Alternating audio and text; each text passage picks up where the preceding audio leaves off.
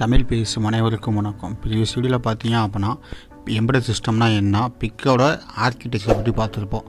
இந்த வீடியோவில் பார்த்தீங்க அப்படின்னா அது பிக்குக்கு நம்ம எப்படி ப்ரோக்ராமிங் பண்ணணும், அதுக்கு எந்த சாஃப்ட்வேர் யூஸ் பண்ணுறோம், அதை எப்படி இன்ஸ்டால் பண்ணுறது, அதை பற்றி தான் பார்ப்போம். சரி வாங்க வீடியோக்குள்ளே போகலாம்.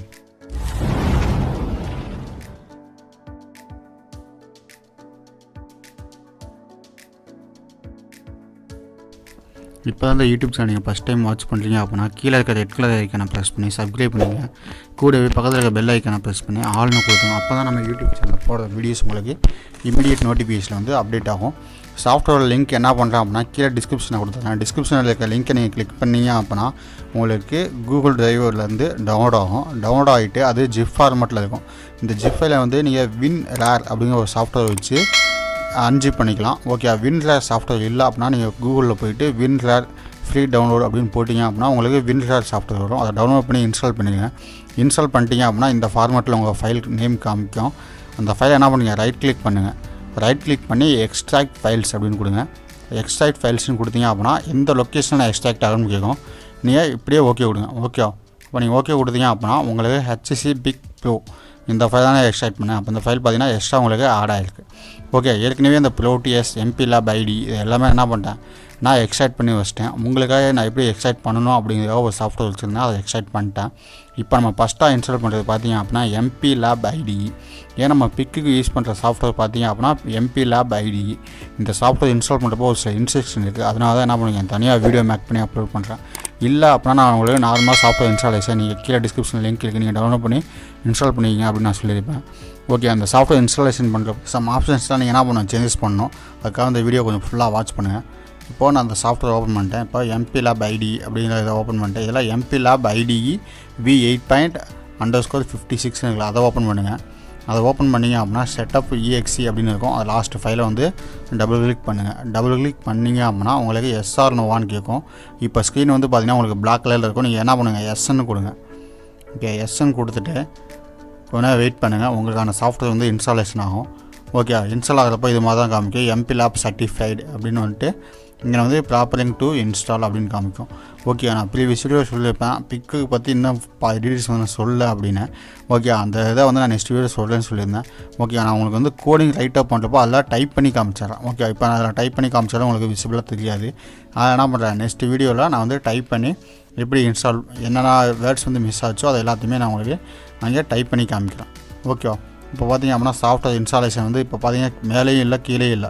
அப்படிங்கும்போது சாஃப்ட்வேர் இன்ஸ்டால் ஆகுதா இல்லைன்னு நீங்கள் உங்களுக்கு டவுட்டாக இருக்கும். கீழே பார்த்தீங்க அப்படின்னா அதோட லோகோ இருக்கும். Mplab டூல்ஸ் v8.56 அப்படின்னு இருக்கும். இது பார்த்தீங்க அப்படின்னா பேக்கப் ஃபைல்ஸ் தான் நமக்கு இன்ஸ்டால் பண்ணிகிட்ருக்கோம். ஓகே, அதனால் வந்து அந்த வந்து ஹைட் ஆகிருக்கும். அதில் எந்த இஷ்யூவும் கிடையாது. கொஞ்ச நேரம் வெயிட் பண்ணுங்கள், உங்களுக்கு வந்து இந்த டூல் வந்து மேலே வந்துடும். ஒரு சிலரோட லேப்டாப் கான்ஃபிகரேஷனை பொறுத்து கொஞ்சம் ஸ்பீடாக இன்ஸ்டால் ஆகும். ஒரு சிலரோட லேப்டாப்போட கான்ஃபிகரேஷனை பொறுத்து மெதுவாகவும் இன்ஸ்டால் ஆகும். ஓகே, அதனால் வந்து லேப்டாப்பு ரொம்ப நேரம் ஆகியும் வரல அப்படின்ட்டு நீங்கள் என்ன பண்ணக்கூடாது, ஓகே அப்படின்னு லேப்டாப்பை ஸ்டோன் பண்ணக்கூடாது. கொஞ்சம் லேட்டாகி உங்களுக்கு இது மாதிரி டிஸ்பிளே வந்துடும்.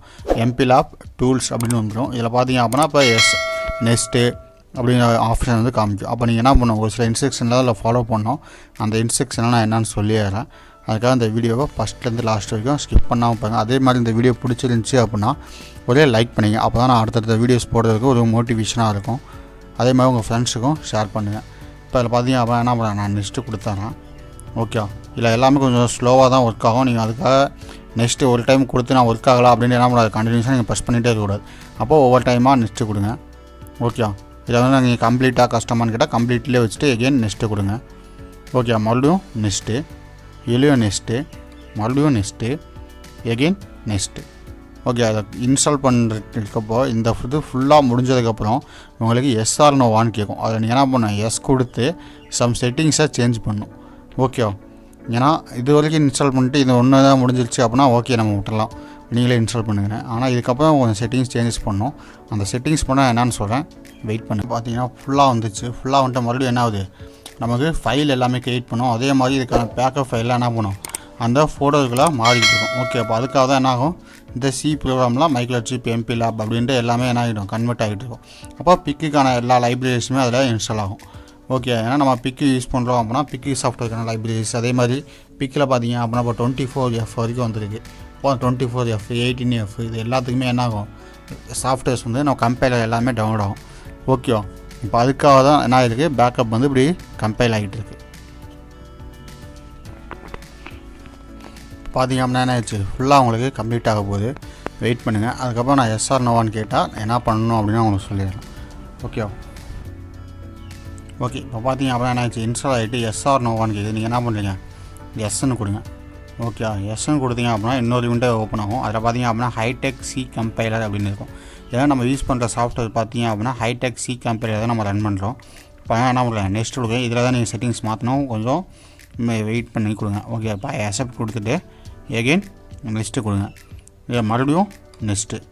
ஓகே, இதில் பார்த்தீங்க அப்படின்னா ஆட் டு என்வாயர்மெண்ட் பாத், அது நீங்கள் என்ன பண்ணணும், டிக் பண்ணணும். ஓகே, இந்த ஆட் டு என்வாயர்மெண்ட் பாத் இதை வந்து நீங்கள் டிக் பண்ணி கொடுத்தா மட்டும் தான் என்னாகும், உங்களுக்கு வந்து லைப்ரரிஸ் வந்து ஆட் ஆகும். ஓகே, இந்த ஆட் டு என்வாயர்மெண்ட் பாத்தில் ஃபஸ்ட்டு பார்த்தீங்க அப்படின்னா டிக் பண்ணாமல் இருக்கும்.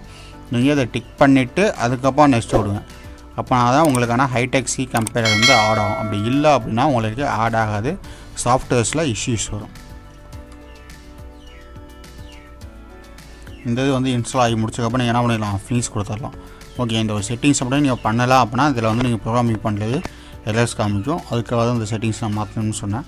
ஓகே, இப்போ அந்த செட்டிங்ஸ் வந்து மாற்றியாச்சு. இப்போ வந்து நீங்கள் என்ன பண்ணிடலாம், ஃபினிஷ் கொடுத்துங்க. அதே மாதிரி இந்த சாஃப்ட்வேர் வந்து நீங்கள் இன்ஸ்டாலேஷன் பண்ணுறப்போ ஏதாவது ஒரு டிரைவர் வந்து இன்ஸ்டால் பண்ணணும் அப்படின்னா எஸ் கொடுங்க.